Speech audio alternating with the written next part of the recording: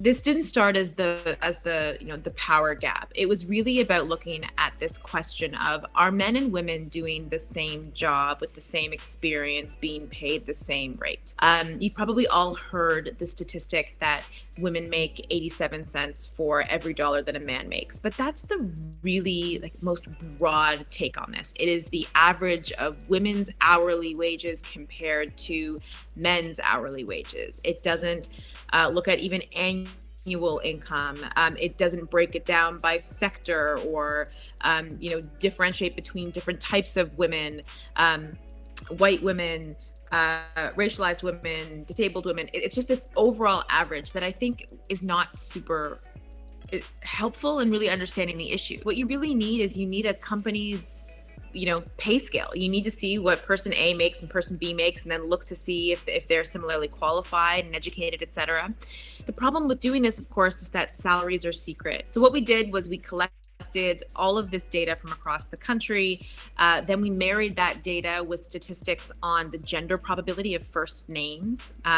90% of names in Canada are associated with a specific gender at least 95% of the time.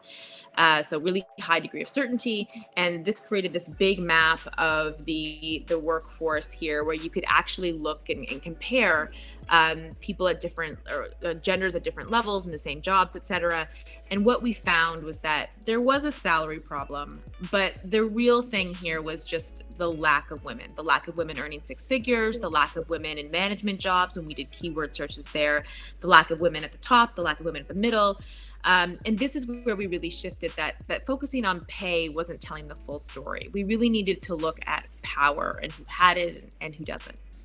So how has all of this data informed your thinking about the realities for working women in Canada? I think the big takeaway for us when we actually, sat down and went through it, and because there's just so much of it, like how do you even process this? But the big takeaway was we spend so much time talking about the lack of women in C-suites, the lack of women running big companies, big entities, the lack of women at the top. Right, the lack of women executives, and what the data shows is that is a problem. But the pipeline is very leaky. Women are dropping out well before the top. Like, it's no wonder they're not getting to the top because they're not getting through the middle. And I think that is a really big miss that maybe we've had as a culture talking about this issue. You've got to figure out a way to get women through that middle management glass ceiling. Otherwise, they're not going to get to the top. It sounds like a lot of this is very structural, but did you come across any ways or solutions for women who are stuck in the middle right now and working through this to make sure they aren't out-earned, overlooked?